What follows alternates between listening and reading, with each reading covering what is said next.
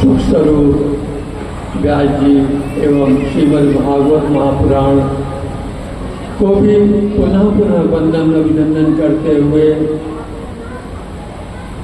यहाँ मंच स्थल पर जो भी विराजमान हैं उन सबको भी हमारी तरफ से सादर प्रणाम। कथा स्थल में विराजमान जो भी आए हुए भक्तजन उन सबको जय श्री कृष्णा। देखो श्रीमद् भागवत यानी एक सप्ताह आपने श्रीमद् भागवत का श्रवण किया। कहाँ बैठे हो? ब्रज की पावन भूमि श्री गिरिराज महाराज की तलहटी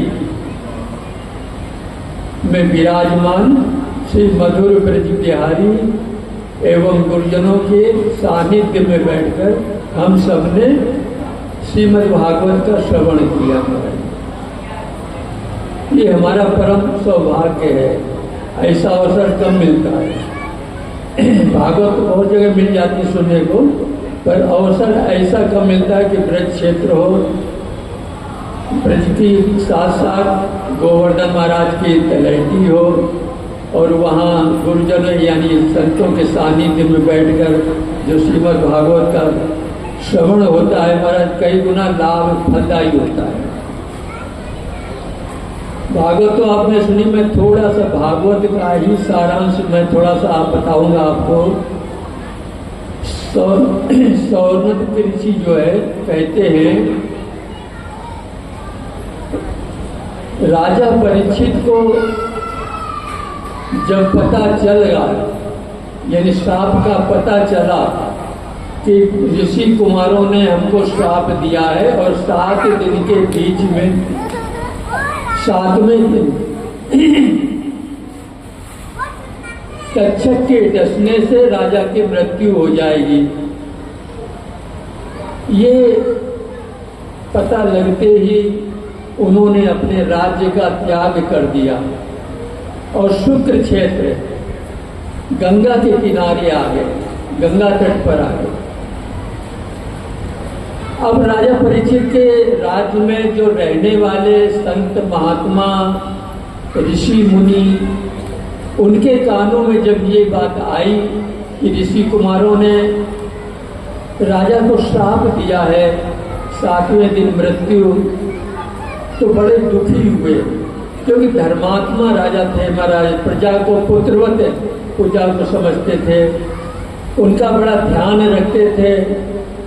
उनको पता था ऐसा राजा अगर हमारे हाथ से निकल गया तो पता नहीं कौन कैसा है। तो महाराज राजा की मंगल कामना के लिए सभी ऋषि मुनि एकत्र होकर शुक्र क्षेत्र आए।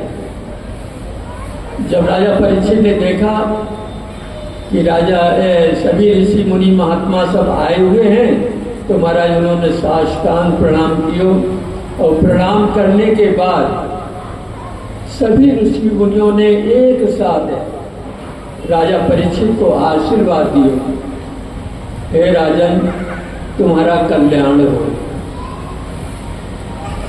इसके बाद अपने अपने आसन पर विराजमान हो गए। बड़े चिंतित थे, सोचने लगे कि ऐसा कौन सा उपाय किया जाए जिसमें राजा को सद्गति प्राप्त हो यानी मोक्ष की प्राप्ति हो। ये ऋषि मुनियों को सता रहा था मन, क्योंकि बड़े भक्त थे, परम भागवत थे वो। ऋषि मुनि सब सोच रहे थे, चिंता में पड़े थे कौन सा उपाय किया जाए जिससे कि उनको सद्गति मिले। इतने में ही कुछ देर बाद हमारे परम पूज्य आदरणीय श्री सुखदेव जी महाराज का आगमन हुआ। जैसे ही श्री सुखदेव जी महाराज का आगमन हुआ सब ऋषि मुनियों ने देखा, सभी ने उनको सादर प्रणाम किया और प्रणाम करने के बाद में श्री राजा परीक्षित उठे और महाराज उनको जो है यानी साष्टांग प्रणाम किया। और साष्टांग प्रणाम करने के बाद श्री सुखदेव जी ने भी आशीर्वाद दिया, हे राजन तुम्हारा कल्याण हो। इसके बाद राजा परीक्षित ने उनको आसन देके बड़े सादर आदर सम्मान के साथ उनको विराजमान किया। विराजमान करने के बाद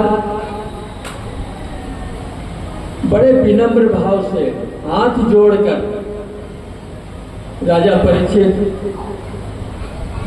श्री सुखदेव जी महाराज से बोले, भगवान आपके दर्शन मात्र से हमारा तो कल्याण हो गया। क्या बोल रहे हैं? आपके दर्शन मात्र से हमारा तो कल्याण हो गया। देखो कितनी निष्ठा थी उनकी संतों में, कितना समर्पण भाव था उनके संतों में, कितना विश्वास था उनका संतों में कि महाराज उनको सहज ये अपने मुख से बोल रहे हैं कि आपके दर्शन मात्र से ही हमारा कल्याण हो गया। परंतु प्रभु एक हमारी विनती है, आने वाले कलकाल में सभी प्राणियों के लिए कोई ऐसा सरल साधन बताएं जिससे कि मानव मात्र का कल्याण हो। चाहे अब यहाँ एक बात और है, ध्यान रखो, राजा परीक्षित में समन्वयता थी, समानता थी, किसी जाति विशेष का नाम नहीं लिया कि उनका कल्याण हो। किसी यानी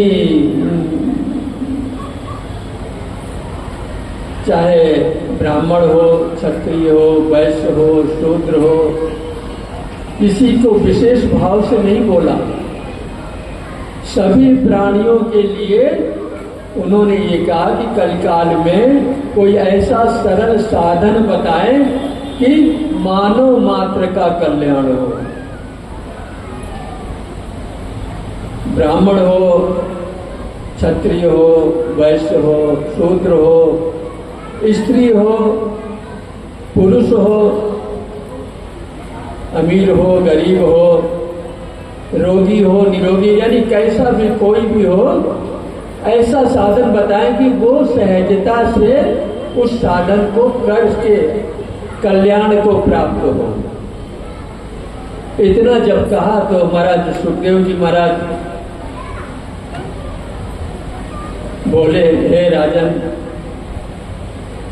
सचमुच में आप परम भागवत हो। परम भागवत मतलब भगवान भक्त का, यानी परम भागवत भगवान के परम भक्त हो। यानी श्राप राजा परीक्षित को लगा,